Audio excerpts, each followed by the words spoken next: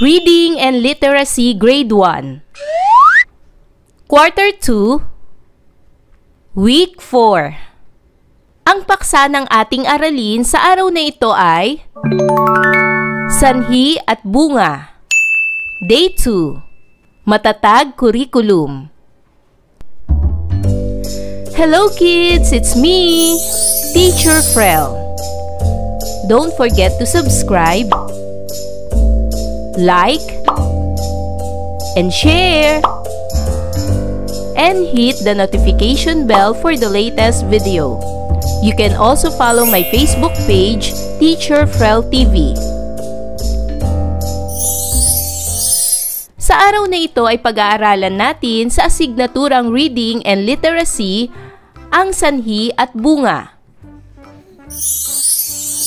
Day 1 At the end of the lesson, the learners can substitute individual sounds in words to make new words.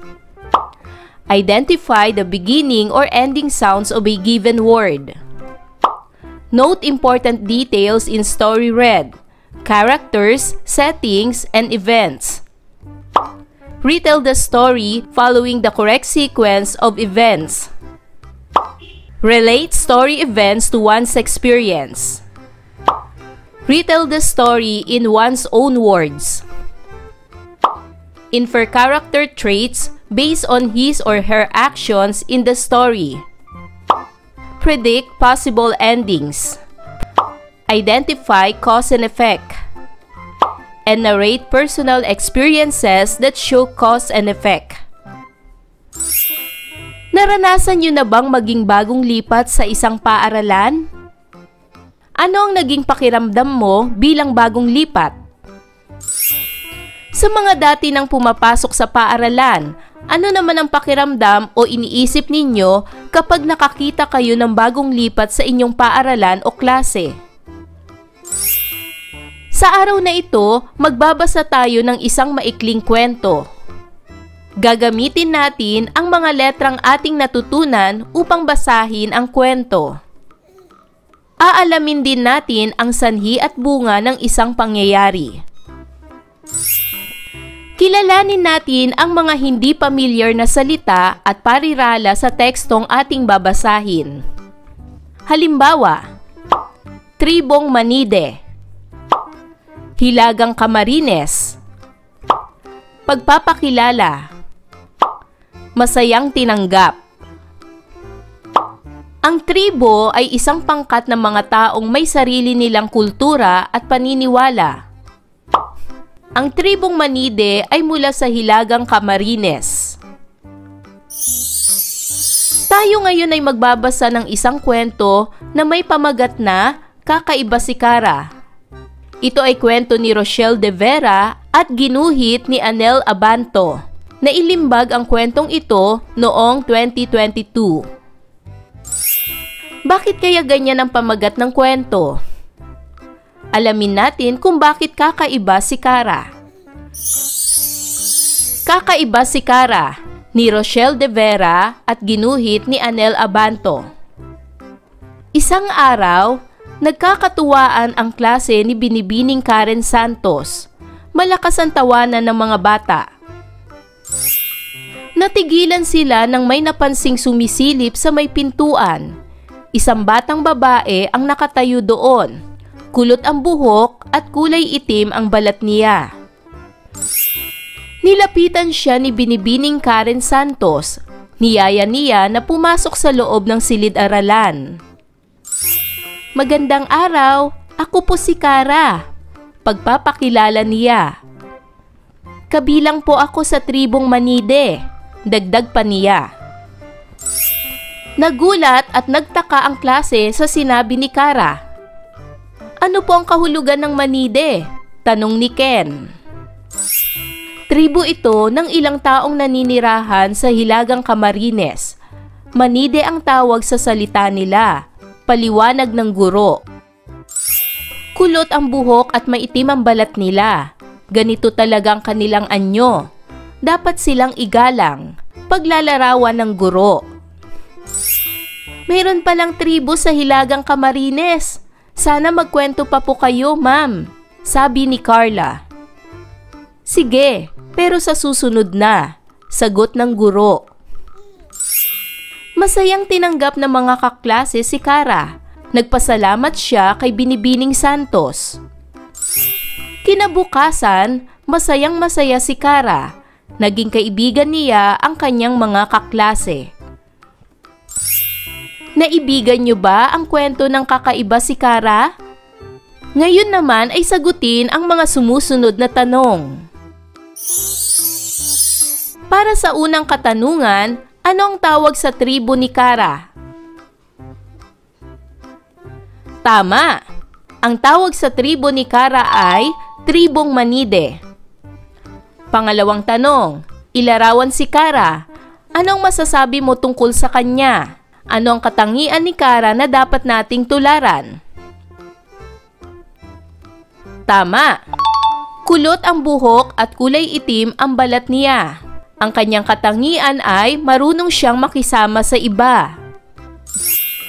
Pangatlong tanong, anong naging pakiramdam ni Kara sa simula ng kwento? Bakit kaya? Sa aking palagay, sa simula ng kwento, makikita natin na si Kara ay medyo nahihiya pa dahil nakasilip lamang siya sa may pinto ng silid-aralan at nakatayo lamang doon. Maaaring natatakot siyang pagtawanan ng mga kaklase niya. Para naman sa pang-apat na katanungan, kung isa ka sa mga kaklase ni Kara, anong gagawin mo upang maparamdam ang maligayang pagtanggap kay Kara? Paano mo siya matutulungan sa paaralan? Panglimang katanungan, bakit kaya karaniwang tahimik ang mga bagong lipat o bagong mag-aaral sa paaralan? Ano kaya ang pwede ninyong tulong sa mga bagong mag-aaral? Karaniwan kasi, ang mga bagong lipat na mag-aaral ay karaniwang tahimik sapagkat sila ay naninibago pa dahil wala pa silang kakilala doon sa kanilang bagong paaralan. Para naman sa pang-anim na katanungan, bukod sa mga kaklase, sino pa ang nakatulong kay Kara at paano? Tama! Bukod sa mga kaklase, nakatulong din kay Kara ang kanyang bagong guro na si Binibining Karen Santos. Ipinakilala siya ng kanyang bagong guro sa buong klase at ipinaliwanag ang tungkol sa kanyang tribo. Kahapon, natutunan natin ang muling pagkwento gamit ang ating 5 daliri. Gawin natin uli ngayon. Ilabas ang hinlalaki. Sino ang tauhan o mga tauhan sa kwento? Tama! Ang mga tauhan ay sina Kara, Binibining Karen Santos, Ken, Carla, at mga kaklase. Ilabas ang hintuturo. Saan naganap ang kwento? Tama! Ang kwento ay naganap sa loob ng silid-aralan. Ilabas ang 3 pang daliri.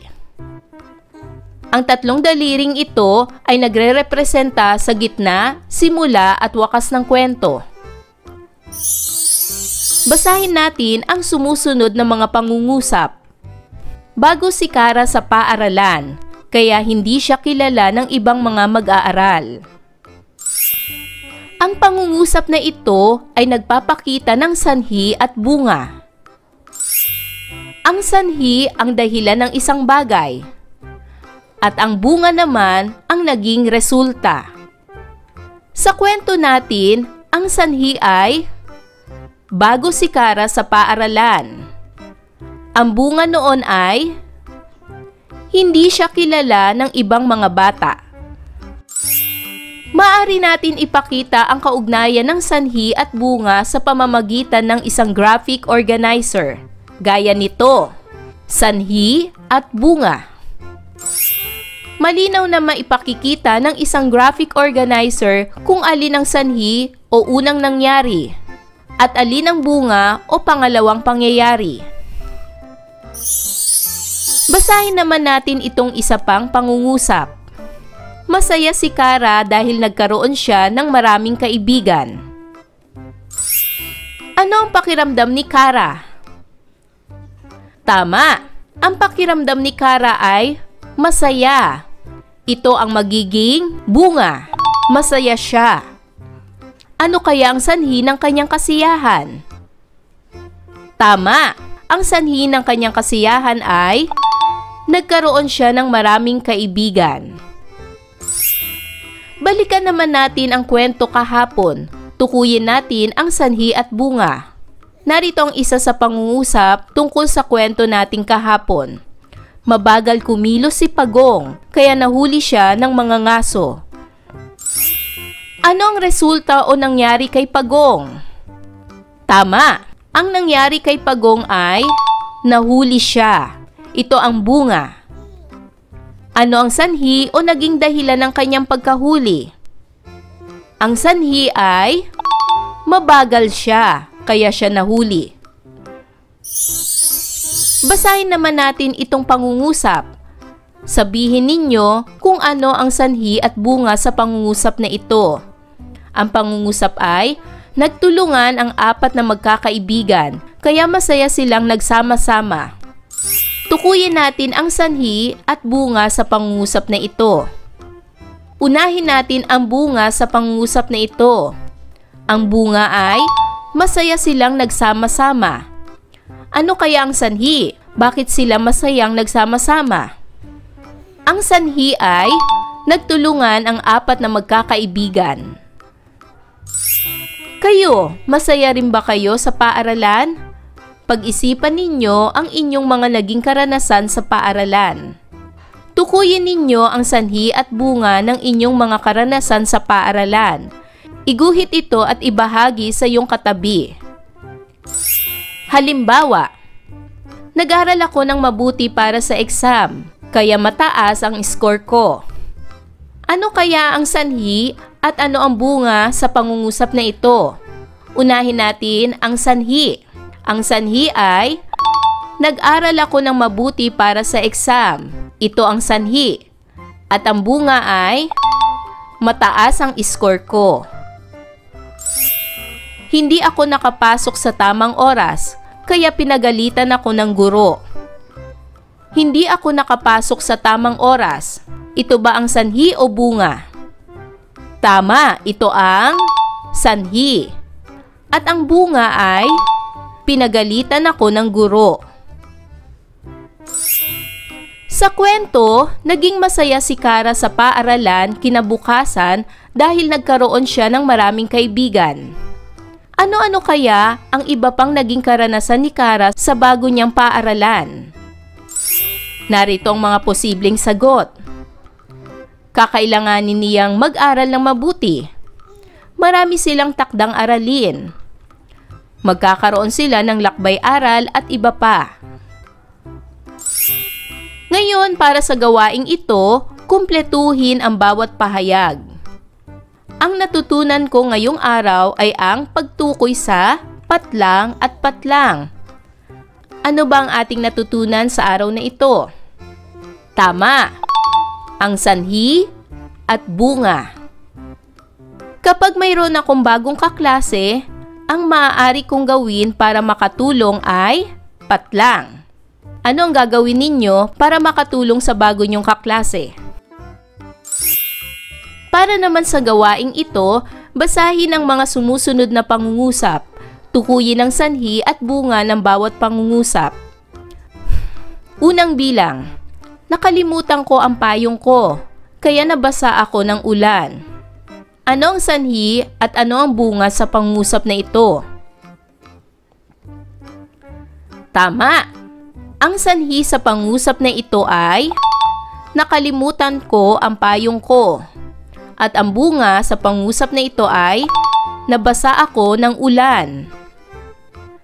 Pangalawang bilang, kumain ako ng maraming candy, kaya sumakit ang tiyan ko.